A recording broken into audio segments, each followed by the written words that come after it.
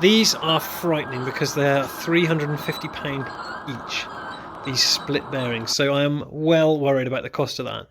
So this is why I've stopped all other work, and I want to know about these bearings because it has a huge bearing on the on the outcome cost of the project.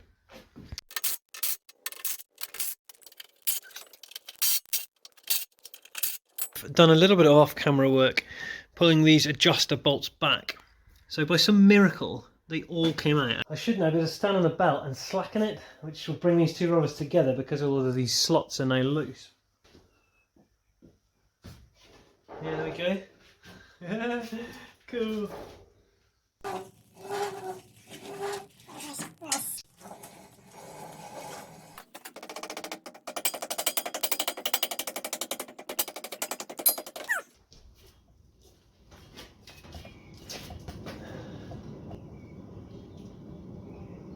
Of course, a bit ropey sounding, isn't it? This is really the beginning of stripping the thing down completely, basically. I just had to know about these bearings, so all the rollers had to come out, so all these pulleys had to come off. And yeah, by the end of this video, you'll see I got the thing completely stripped apart. Eventually figured out how to get that off. It's called a taper lock fitting. It's quite nice, really. And here I'm getting the Woodruff key out, which I didn't actually need to get out because I got split bearings. But there we go. I did it anyway.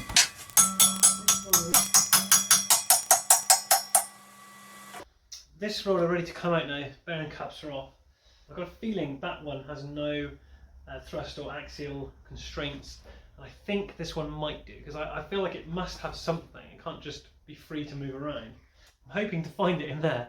Look, I'm ready to lift it, but I've got to move the Land Rover and get the engine crane. And my curiosity, it just can't wait that long. So I'm going to have a look at this bearing now, because I'm dying to know if it is axially constrained. It's the same. There's nothing to stop it. I didn't get it. Oh, it's got a channel. Can you see? Look, that's not flat like the one on the benches. That's got a groove, so the bearing can't move. That's interesting. That's really cool. I've got to get the roller out now to check the bottom half. That's cool. That makes perfect sense. Right, look, let me show you one on the bench and why I didn't spot it straight away when I opened it. That one has a completely flat raceway. The other one has a channel in it, so this one is not axially constrained. The bearing can move freely left and right. So I assume that one's actually constrained and that one's not, due, because the roller would expand and contract, and that would force the bearing to fight itself. So cool, huh? Right, let's get this lifted off. Here we go, back to my trusty engine crane, SGS 2-ton. You'll see at the end of this video I weigh these things, and they are heavy. Just one roller is heavy. You watch to the end and you'll see. Right, let's have a look at the condition of those bearings. Here we go. So let's have a look at that now. That's the top off, which we've already seen. So here goes. This is 1 of 8, but this should tell us something about the bearings. Oh, they're all right, man. That's not so bad.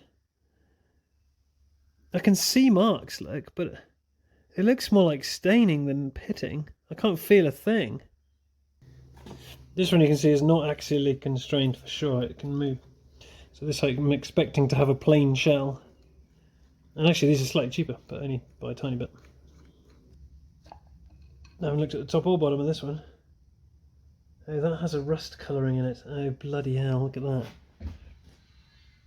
That one has had water in it. That does not look so good. So it seems that's rough. I can feel that. That is rough. That one's knackered. So off we go with the next roller, and then I've got to attack this coupler which joins the two rollers together, that huge rubber donut thing. And then the third can come out, and then before long I'm onto the last one, which has got the hub on the end of it for the brake. So that's the heaviest one, and I'll weigh that later too. Get all those bearings apart and find out what we're dealing with. Of course, this last roller has an enormous bearing on it, one by itself, which is bigger than all the others. I got the hang of taking these pulleys off as well. They became quicker, the taper lock pulleys. The last roller is off, and bearings are all here in place and checked. Most of them are knackered. You see here pitting in the bottom there. It's deep pitting, and this one too. But there are a handful. The big one is broken, which is annoying because it's like £700. That one's knackered, so that's the back two. This is the front of the back two rollers. This one's nice. I can pick up that pitting with my fingernail, but it is very minimal. So that one maybe could be reused. This is the front two rollers now. The back two bearings both knackered. This one's very badly pitted. And then the front two look okay. So all of the... You see this one's... There we go. It's got a bit of pitting at the edge. It's not brilliant, is it? And then this one I think is the best. It almost looks like staining. I can't pick it up with my fingernail at all. So that one's definitely the best of the bunch. I could reuse that one, I think. Yeah, tricky. That's probably not brilliant. So that one is the other one I'd consider. Oh man, it's so difficult. There's only two of them that are any good, but two of them's 900 quid though. Man, I have to say, this is getting expensive, and it's not great really. It is £3,000 to replace all 8 bearings. Matey boy said he could do us a deal, but I don't know what that is yet. And it's £900 to balance the rollers. I don't know how much to blast them yet. This is definitely a low point.